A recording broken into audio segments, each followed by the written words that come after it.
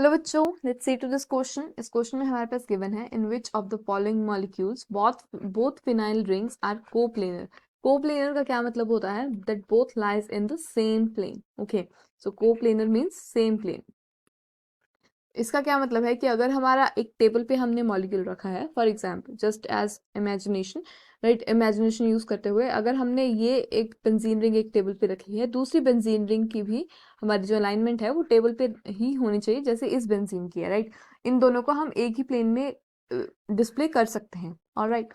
तो यहाँ पे अगर हमने कोप्लेनर की प्रॉपर्टी देखनी है तो ये हमारा फर्स्ट ऑप्शन तो करेक्ट है, बिकॉज इसमें क्या लगा है, इसमें कुछ नहीं है, इसमें हमारे पास दो बेंजीन ग्रुप्स हैं, राइट, और तो कुछ नहीं है ऐड, राइट। तो ये हमारे पास कोप्लेनर है। नेक्स्ट अगर हम देखें बी ग्रुप भी कोप्लेनर होगा, क्यों नहीं होगा? देखो यहाँ पे बात है, हमारे पास यहाँ पे क्या था, दो बेंजीन थी, अब यहाँ पे भी दो बेंजीन है। अब एक्स्ट्रा क्या है, CH3 but they are far away from each other, so there will be no repulsion कि वो उनकी अलाइनमेंट ही चेंज कर दे, तो ये भी कोप्लेनर होगा। अब अगर हम बात करते हैं सी ग्रुप की, अब जैसे मैंने CH3 की बोला था कि यहाँ पे इनकी रिपल्शन होगी ही नहीं, बट यहाँ पे देखो जो हमारे CH3 हैं they are very close to each other. अगर मैं इसका स्ट्रक्चर ड्रॉ करूँ, राइट, तो मैं इसका स्ट्रक्चर इस थोड़ा अलाइनमेंट चेंज करके ड्रॉ कर रही हूँ। इमेजिन करो ये हमने टेबल पे रखे हैं और यहाँ पे एक CH3 है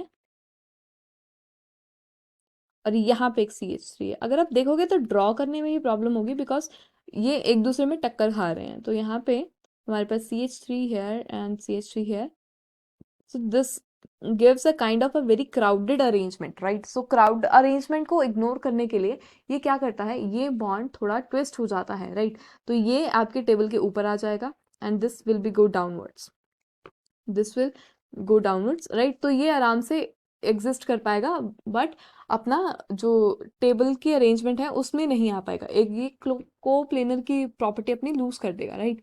दिस विल नॉट बी को प्लेनर।